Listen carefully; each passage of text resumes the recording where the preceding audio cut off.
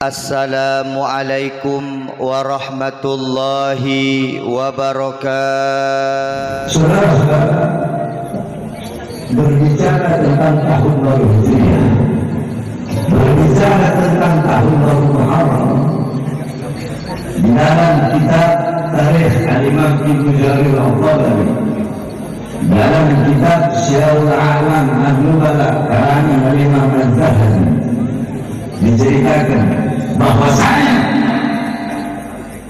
orang jahiliyah sebelum adanya Nabi Muhammad, sesudah adanya Nabi Muhammad, kemudian di zaman Khalifah Abu Bakar As-Siddiq sampai di zaman Amirul Mukminin Umar bin Khattab pada tahun pertama beliau menjabat sebagai khalifah, itu di umat Islam tidak punya tahun. Ini umat Islam berapa tahun yang dipakai oleh Nur Komariah berdasarkan bulan. Ya, mereka tahu ada Dzulqa'dah, ada Dzulhijjah, ada Safar awal, Safar akhir. Jadi Muharram itu disebutnya Safar awal. Ada Ramadan. Nah, setiap bulan itu ada nisbatnya, ada penyandaran. Contoh Ramadan. Kenapa kalau disebut Ramadan? Itu asal dari kata Ramadan, artinya panas, hawanya panas, cuaca panas. Kalau Ramadan di Mekah di Madinah itu panas. Ada lagi Syawal.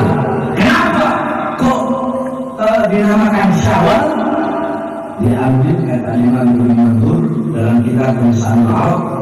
Syawal diambil dari kata syalat anak waktu di zamannya. Onta-ontina mengangkat ekornya. Karena kalau bulan Syawal itu di Arab sana, onta-ontina mengangkat ekor sebagai tanda tidak menikah. Nah, terus kapan adanya tahun baru? Tahun umat Islam ini adanya kapan? Adanya dibuatnya setelah Khalifah Umar bin Khattab menjabat khalifah pada tahun kedua. Ini tangan ya.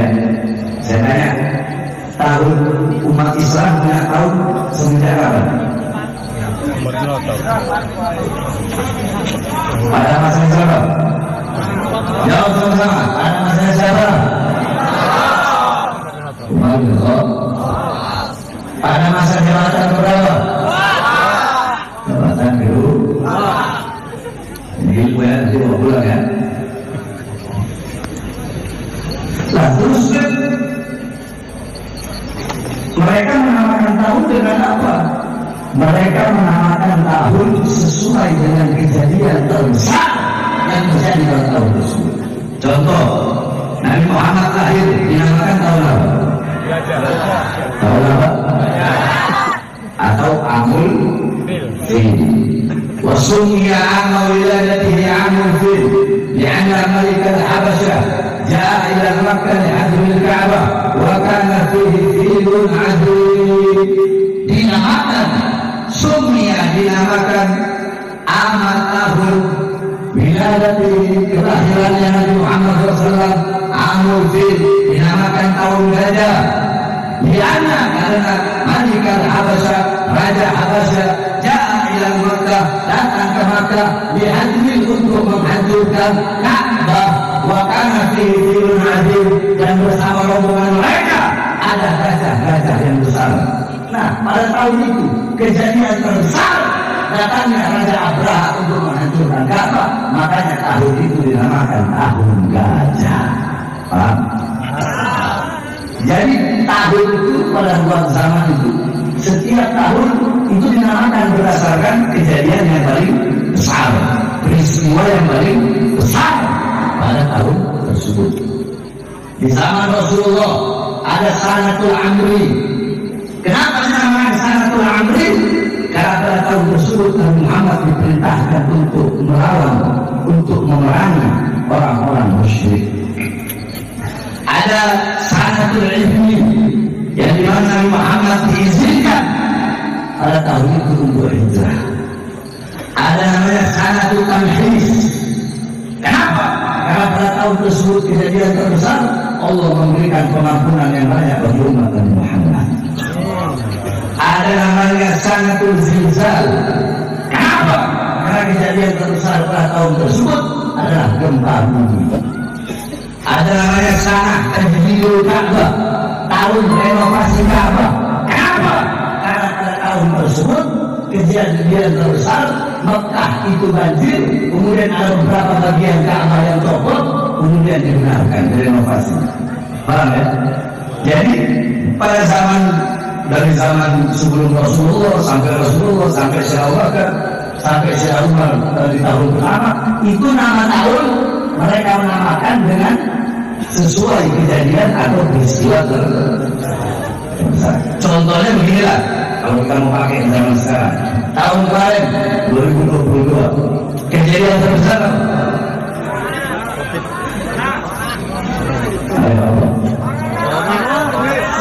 Sambo. Berarti tahun 2022 kemarin bisa dinamakan tahun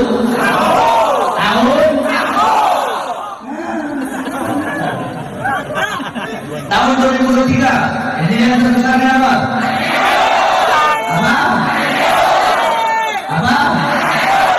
Berarti tahun itu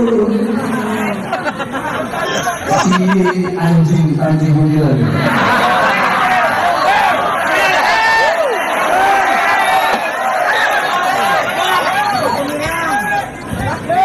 Paham ya? Paham nggak? Jadi setiap tahun dinamakan sesuai dengan kejadian terbesar pada tahun tersebut. Paham ya?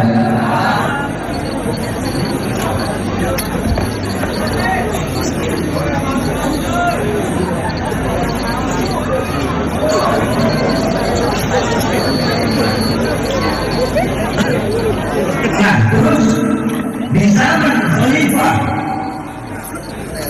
zaman Khalifah Umar bin Khattab pada tahun kedua beliau menjabat, beliau menulis surat untuk Abu Musa al-Asy'ari.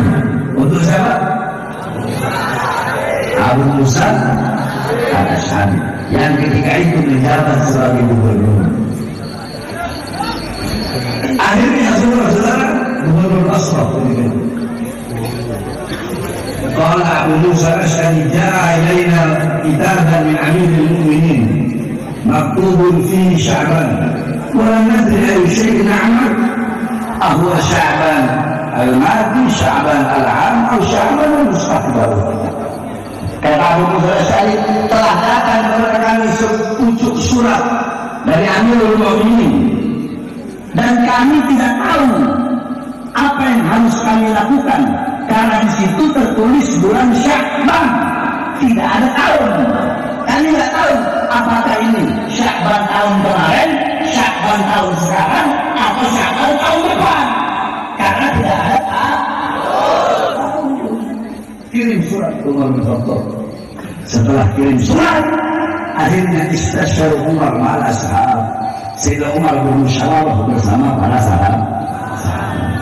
Ini biar kalian tahu sejarahnya Hijriah. Karena kita acaranya acara tahun baru Hijriah. Ya, harus paham. Ya, harus paham sejarahnya. Mau paham? Mau paham? Ya, akhirnya Sayyidina Umar bin Khattab bermusyawarah dengan para sahabat Nabi Muhammad SAW dan para sahabat. Ada sahabat yang usul, bagaimana kalau tahun baru? Kalau tahun kata sahabat, wa'ul linnas syai'un ladzina ya'rifunahu. Letakkan bagi manusia sesuatu yang dimana dengan sesuatu itu mereka bisa mengetahui. Maksudnya apa? Bikin tahun buat umat Islam. Ada yang usul, bagaimana kalau tahun umat Islam kita awali daripada hari kelahiran Nabi Muhammad, berarti bulan Rabiul. Ditolak. Kenapa? Takutnya kalau diambil dari tahun kelahiran atau bulan lahirnya Nabi, kita bisa memutuskan Nabi Muhammad sebagaimana dilakukan oleh orang-orang Nasrani dan orang-orang Yahudi. Da'mat da'atul Nasara min nabiyyin. Paham?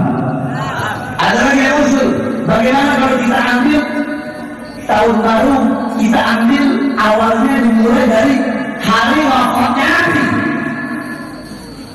ditolak. Jangan. Kalau diambil dari wafatnya Nabi, nanti akan jadi Amul Hasan, lalu kesedihan nanti. Orang-orang bersedih nanti. Ada lagi, bagaimana diambil ketika Nabi Muhammad diangkat menjadi Rasul, ketika dia diutus menjadi Rasul, ditolak. Dari semua pendapat yang disepakati adalah pendapat Imam Ali bin Abi Thalib. Apa kata beliau? Do'ulin nas, letakkan bagi manusia tahun ambil min narkin madinatil asnam ila madinatil iman. Letakkan bagi manusia tahun ambil dari mulai kita meninggalkan negeri berhala menuju negeri iman. Berarti dari mulai kita dari Mekah kita ke Yasrib atau dikenal dengan Madinah. Nah, pindahnya Nabi Muhammad dan para sahabat dari Mekah ke Madinah itu namanya apa? Yang jelas namanya apa? Namanya apa? Makanya dinamakan tahun baru Hijri. Paham? Nggak paham ya? Paham yang maksudnya ya? Jelasin begitu loh. Jangan nasab itu.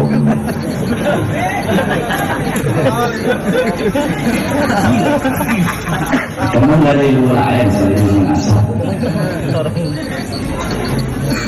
Paham? Makanya berarti kita harus hijrah. Nah, apa itu hijrah? Mau tahu? Mau tahu? Di sini banyak santri kan? Santri salaf kan? Kalau santri modern nggak suka saya. Santri salaf? Siap ngaji? Siap ngaji? Ikuti saya. Bismillahirrahmanirrahim. Al-Imam Qurtubi rahimahullah berkata Imam Qurtubi semoga Allah merahmatinya wa nafa'ana bi ulumih.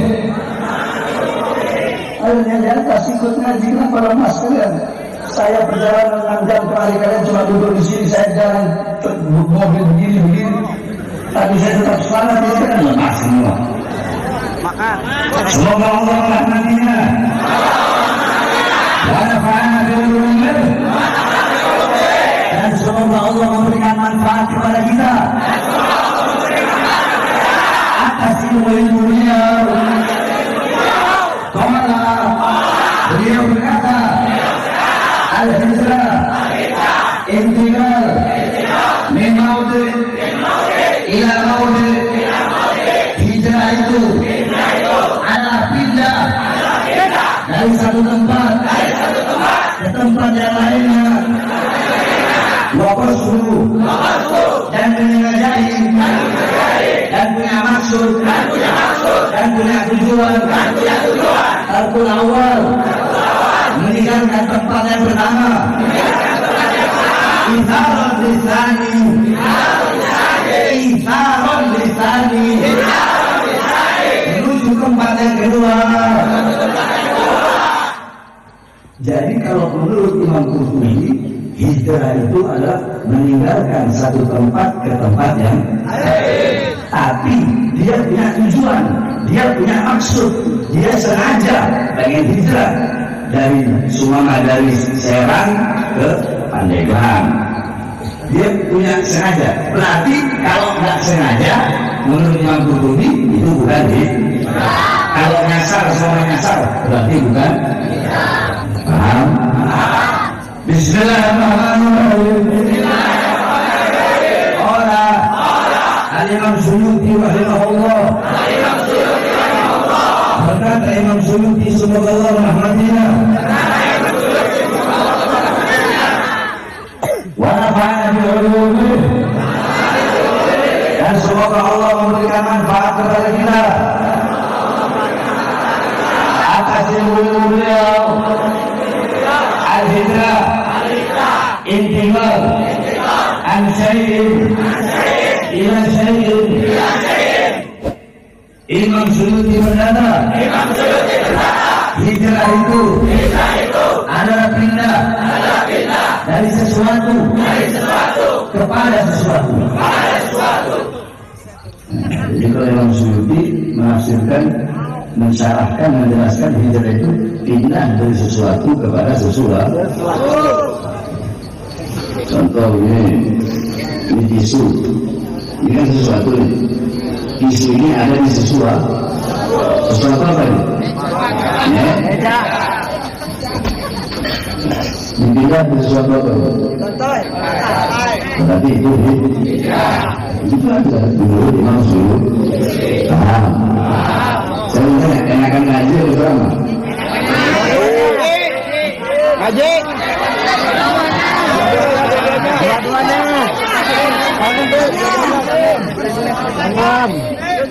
Kalau ceramah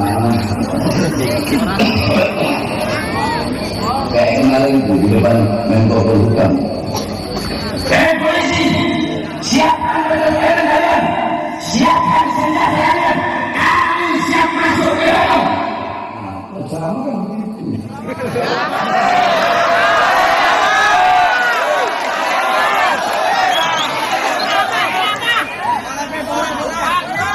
Kalau ngaji kan santai enak ya. Lebih banyak dapat ilmu. Jangan atur saya atur kalian, bukan kalian atur saya. Jadi malam ini kita susah lemah sekali. Anggap aja saya juga kita juga. Bismillahirrahmanirrahim. Kenapa kita ngaji? Jadi begini, anak bisa tahu dulu. Kalau ceramah doang, sini satu orang yang bodoh dan goblok yang nggak tahu apa-apa, suruh ikut saya 1 minggu aja. 1 minggu ikut saya. Apalagi hadis 10 ayat 10, tarikh 10, siar 10. Itu bisa terang. Beda dengan wali. Orang yang ngaji, orang yang bisa ngajar, udah pasti bisa terang. Tapi orang yang bisa terang belum tentu bisa ngajar. Coba yang Ustaz Superman, tahu Ustaz Superman? Dia tidak pernah Ustaz Instan belajar lewat Google, setiap ceramah ngelawak lucu, bawa ayat 1 juga,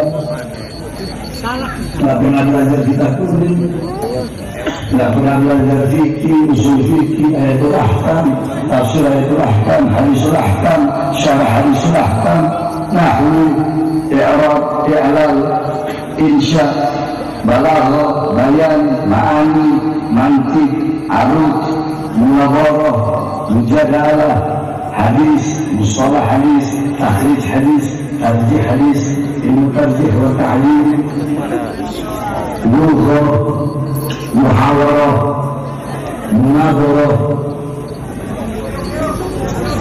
Terus mau langsung bisa ngajar, nggak bisa, harus pelajari dari sini. Kalau orang saya mondok hampir 11 tahun, hampir 20 tahun saya mondok. Makanya kalau ceramah ini satu orang preman, saya didik 3 hari bisa ceramah. Jadi penceramah menurut itu bisa nggak?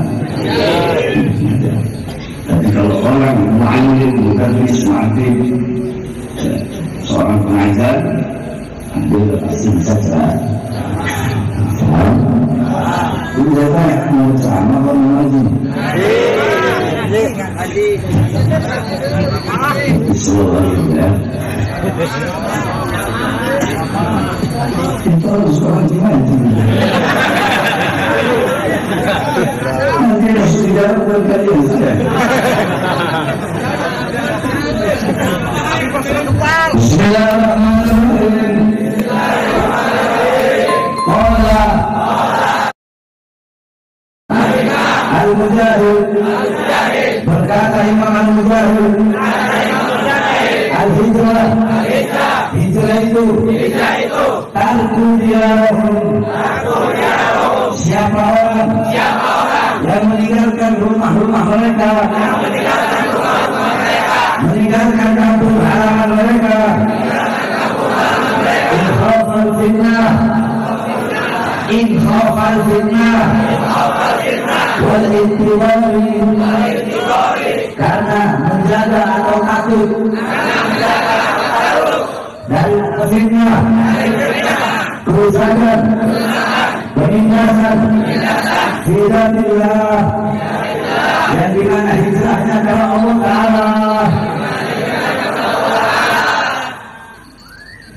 Jadi menurut Imam Mujahid, hijrah itu orang yang sumama di sini pada hutan, maksiat di mana-mana, tempat pelacuran di mana-mana, aliran sesat di mana-mana, dia pengen menyelamatkan dirinya, keluarganya, anak cucunya, maka dia pindah.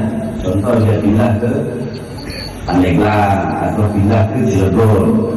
Ini perumpamaan aja. Berarti dia orang yang hijrah. Itu baru tiga yang saya kasih itu. Imam Qurtubi, Imam Suyuti, Imam Mujahid. Kalau saya mau terusin, ada sekitar 39 ulama. Kasih ya, kalian nggak bisa nonton. Intinya saja, sebaik-baiknya, paling benarnya, paling sohehnya pengertian hijrah adalah yang disampaikan oleh baginda Nabi besar Muhammad. Qala Rasulullah sallallahu alaihi wasallam, al-muhajir man hajara al-manahullah.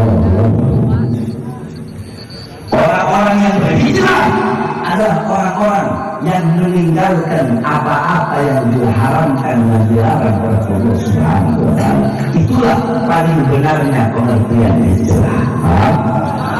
Paham? Itu paling benar yang disampaikan dari Muhammad sallallahu alaihi wasallam. Maksudnya apa?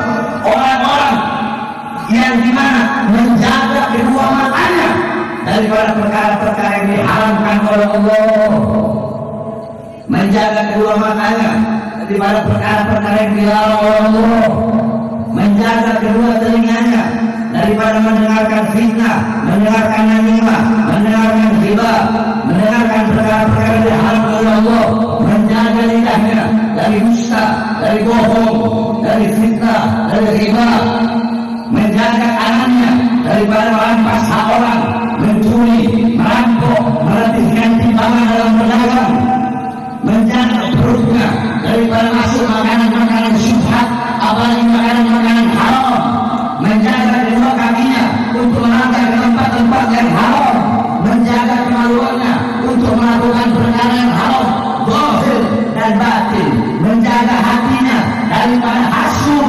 iri, dengki, riya, sombong, ujub, bangga diri. Orang-orang yang meninggalkan perkara itu semua, itulah orang-orang yang berhijrah. Jadi kalau saudara-saudara meninggalkan perbuatan dosa, meninggalkan perbuatan maksiat, berarti kalian bisa disebut muhajir, orang yang berhijrah. Sebagaimana disampaikan oleh Nabi Muhammad sallallahu alaihi wasallam. Oleh karenanya, ayo kita hijrah. Hijrah dari apa? Hijrah dari kemiskinan, hijrah dari miskin menuju kaya. Loh, kok bisa? Iya, umat Islam harus kaya. Ya apa? Biar ada steril. Betul. Itu ada foto Tuan Syah juga di jalan. Jadi saya lihat foto beliau, saya teringat kisah beliau. Beliau ini terkenal kalau pakai pakaian bagus. Nggak ada. Sebenarnya di jalan mereka pakai sobek-sobek nggak ada. Pakaiannya bagus, naik di atas kuda. Suatu saat ketika beliau sedang pakai pakaian yang bagus, pakaian yang mewah, indah, megah di atas kuda, ada seorang Yahudi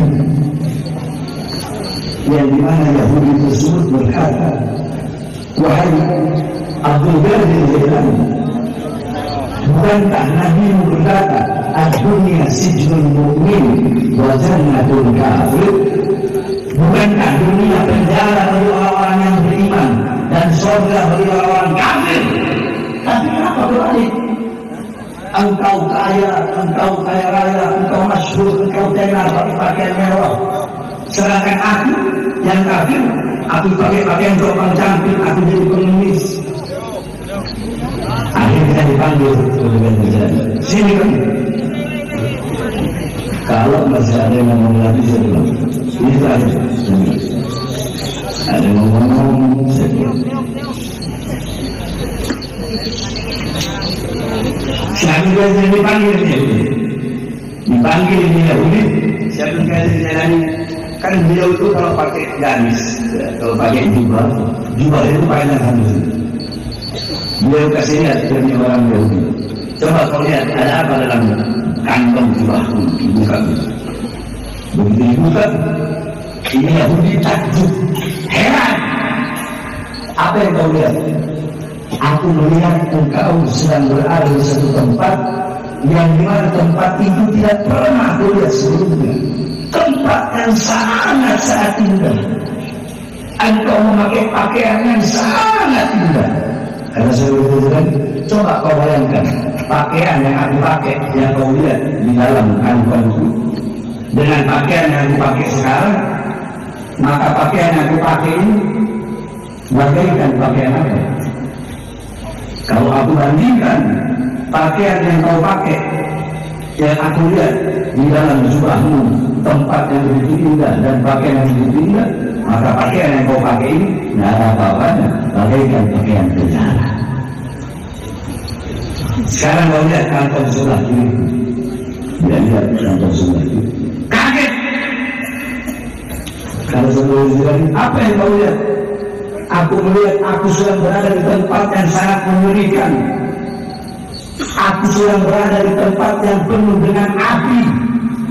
Pakaianku nanah, pakaianku api, pakaianku rantai. Kalau kau bandingkan pakaianmu yang kau lihat di dalam sini dengan pakaian yang kau pakai sekarang, maka pakaian yang kau pakai jopang cantik ini, kau rasa bagaikan apa? Ya, aku rasa bagaikan pakaian surga. Paham? Paham nggak maksudnya? Itu keramat tersebut. Jadi kita ini, makanya saya heran kalau ada orang bilang, Habib Bahar kok gaya hidupnya begitu mewah, Habib Bahar mobilnya banyak, ada 15, Habib Bahar stylenya, terus saya sering coba cantik. Ya. Terus saya ceramah harus ke rumah bohong. Ya. Zuhud, tahu zuhud kan? Iya, tapi pernah dengar kata zuhud kan? Zuhud, warok, pernah dengar kan? Zuhud itu, warok itu bukan pakai baju jelek, bukan pakai baju korban camping, bukan itu. Zuhud itu mengosongkan dunia, mengosongkan hati dari dunia, dari harta, pangkat, jabatan, ketenaran, popularitas, tahta, kekuasaan, mengosongkan hati dari dunia dan meletakkan dunia di bawah kaki. Itu namanya zuhud. Jadi orang muslim harus kaya. Orang muslim harus kaya. Harus kaya. Bukan karena mengatakan karena fakru an yakuna al-kufra. Hampir-hampir kemiskinan, kefakiran itu mendekati kepada kekafiran. Hampir-hampir orang yang fakir itu hampir mendekati kepada kekafiran. Coba kau lihat zaman sekarang di daerah-daerah terpencil berapa banyak orang-orang Islam yang susah, yang fakir, iman mereka bisa dibeli dengan Indonesia kardus. Mereka tinggalkan Allah, tinggalkan Islam demi Indonesia kardus, demi amplop 100.000, demi perasaan tahun. Kenapa? Karena fakir. Nabi Muhammad tidak pernah salah. Karena dia jawab, hampir-hampir kefakiran bisa membuat terjerumus kepada kekafir. Banyak nggak terjadi sekarang? Banyak. Makanya hijrah dari miskin kepada kaya. Hijrah dari maksiat kepada taubat, dari maksiat kepada taat. Dosa saya banyak, sebanyak apapun dosamu, sebesar apapun dosamu, ada yang lebih besar. Apa? Pintu pengampunan Allah lebih besar dari dosa-dosa yang pernah kita lakukan. Jadi hijrah dari maksiat menuju taubat, dari maksiat menuju taat. Hijrah dari apa? Dari kebodohan menuju kebenaran. Hijrah dari bodoh. Jadilah kalian orang yang pintar, orang yang alim. Biar apa? Biar tidak bisa dibodoh-bodohin. Orang sekarang yang pintar aja bisa dibodoh-bodohin, ada yang bodoh. Kan begitu. Hijrah dari bodoh menuju pintar. Biar apa? Biar tidak bisa dibohong-bohongin. Habaib itu tidak ada. Tapi apa? Ada nggak Ustaz Kiai yang ini? Ada nggak? Kenapa orang pada cemas? Takut nggak? Takut? Hah? Sabarnya? Sabarnya? Namanya siapa? Hah? Yang bikin tesis ilmiah itu namanya siapa? Siapa yang keras? Siapa? Imam. Ada yang nanya ke Imam Kiai, apakah ada gelar Habib dalam Islam? Tidak ada. Tidak ada gelar Habib dalam Islam. Justru gelar Habib itu dipakai oleh orang-orang Yahudi yang dimana mereka menganggap diri mereka sebagai Habibullah, kekasih Allah. Jadi Islam tidak ada dalam Islam. Setelah Kiai berani ngomong tidak ada istilah Habib dalam Islam. Sekarang saya tanya, Habib itu bermakna mahbub wal muhib. Habib itu artinya dicintai atau mencintai. Berarti kalau ada yang dicintai, berarti orang itu dalam Al-Quran begitu banyak ayat. Inna Allah la yuhibbul muqsitin, Allah yuhibbus sabirin, Allah yuhibbu kada. Allah mencintai orang yang taat, Allah mencintai orang yang sabar, Allah mencintai orang yang bertakwa, Allah mencintai orang yang tawabin, orang yang bertaubat. Allah mencintai. Berarti orang yang dicintai tersebut adalah kalau orang yang otaknya pemikirannya luas. Kalau otaknya dangkal, ya dia cuma cari hadis dari Al-Quran, lafaz hadis yang ada di Al-Quran, ya cuma itu yang Yahudi mengaku sebagai Habibullah tadi. Yang kedua, ini hadis. Perhatikan, saya jawab langsung, saya jawab. Ini hadis. Qala Rasul sallallahu alaihi wasallam, habata alayya Jibril. Faqala Jibril,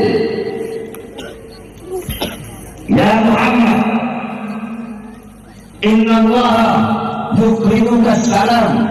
Faqala ya habibi. Apa kata Rasulullah? Jibril datang kepadaku dan Jibril berkata, wahai Muhammad, Allah mengucapkan salam untukmu, dan Allah berkata, ya habibi, wahai kekasihku. Habib bukan? Habib bukan? Habib bukan? Satu hadis. Hadis yang kedua, habata ilayya Jibril wa Mikail wa Israfil wa Israfil. Faqala Jibril, ya habibi Muhammad. Kata Rasulullah, telah datang kepadaku Jibril, Mikail, Israfil dan Israil. Kemudian Jibril berkata, wahai kekasihku Muhammad.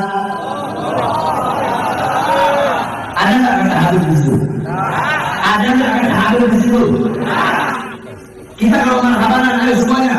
Ya Nabi salam alaika, ya Rasul salam alaika, ya Habib salam alaika. Ya Habib, ada nggak ya Habib? Mulai sekarang bilang sama imam, kalau marhabanan jangan pakai ya Habib. Sebab dia yang ngomong Habib tidak ada dalam agama Islam. Betul? Orang yang itu pintar ngomong. Pintar ngomong. Pintar ngomong. Ngarakan Banten siap. Betul? Betul? Dan coba bayangkan dia bilang Habib tidak ada dalam ajaran Islam. Coba kalian bayangkan. Imam, kau bilang Habib tidak ada dalam ajaran Islam. Berarti jangan sampai di tas kotormu menyebut Nabi Muhammad dengan sebutan Habibullah. Haram.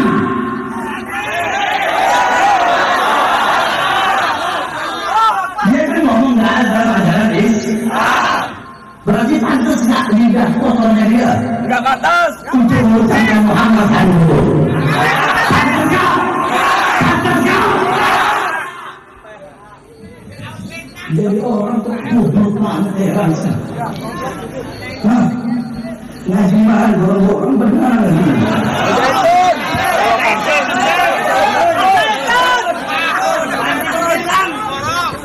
Apa mau dapat di dunia?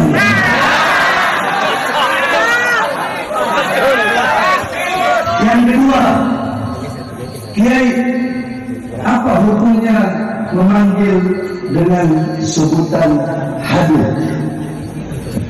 Apabila orang yang dipanggil dengan sebutan Habib itu bisa membuat dia bangga diri, ujub, ria, tidak fasal dan sah, maka hukumnya haram. Ketahuan banget nggak? Benci dengan ketahuan banget nggak? Coba kalian nanya di sana, apa hukumnya memanggil seseorang dengan sebutan Habib? Tanya, bareng-bareng, 1, 2, 3.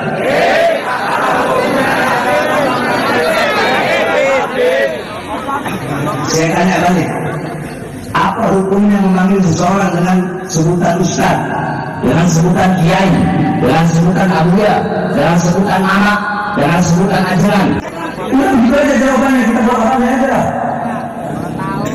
Harusnya ngasih jawaban itu yang insaf, yang tawasud. Kalau jawaban berikut kelihatan banget buncinya sama dia.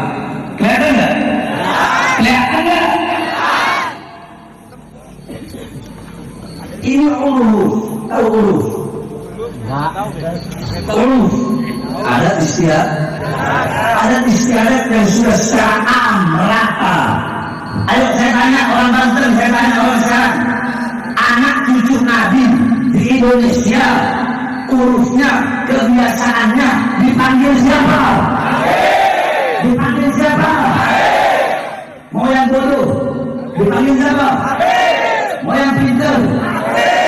Mau yang jelek? Mau yang ganteng? Mau yang miskin? Mau yang kaya? Mau yang kecil? Mau yang muda? Mau yang tua?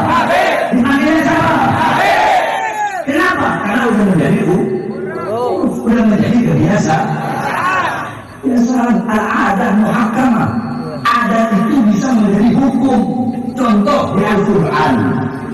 Di Al-Quran memang ada zakat fitrah harus pakai beras. Ada.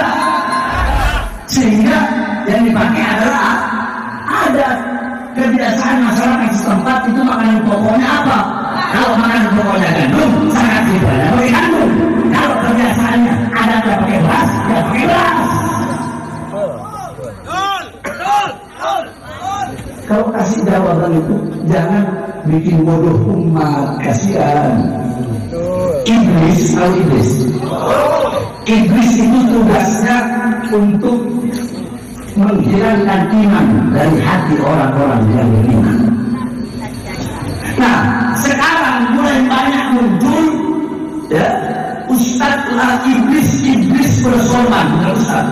Iblis pakai imamah, pakai rida, tapi ingin menghilangkan, masih mending kalau dia mau menghilangkan cinta. Ini enggak, dia mau menghilangkan keyakinan, mau menghilangkan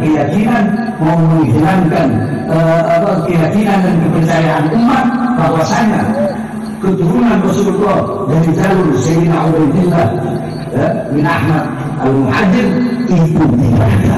Yang halal di Indonesia itu tidak ada. Coba perhatikan sampai segitunya hasutnya, ininya, semua itu apa? Semua itu tidur karena hasut. Ini dengki, kasihan, makanya di otaknya dia itu tiap hari bahal muslim, bangun tidur bahal muslim. Dan dia kan bilang, saya membuat tesis ilmiah ini karena dengan adanya oknum Habib yang pernah berkata di persidangan, Muhammad kakekmu atau kakekmu?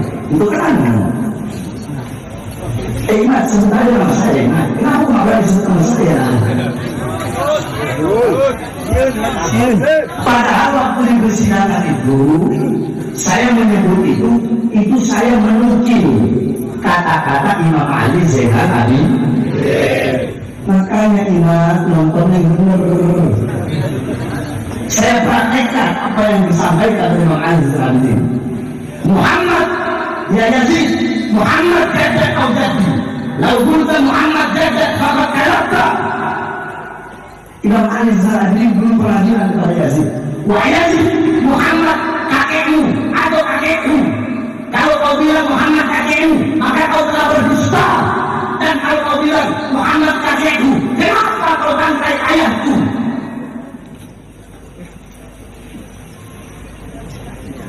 Saya tesis ilmiah saya karena ada Habib yang selalu kalau ceramah ngomong dalam tubuh saya mengalir dalam Rasulullah. Saya mengalir tubuh saya mengalir dalam Rasulullah. Saya tanya, kalian orang mana? Bangga nggak di dalam badan itu? Bangga nggak? Di dalam Banten, bangga nggak? Bangga nggak? Andaikan kalian jadi Habib, andai kalian cucunya ulama, bangga nggak jadi cucu ulama? Bangga nggak? Bangga nggak? Terus bagaimana kalau kalian jadi cucunya Nabi Muhammad? Bangga nggak? Bangga nggak? Pantas nggak kalau kalian ngomong di dalam tubuh kami mengalir darah Rasulullah?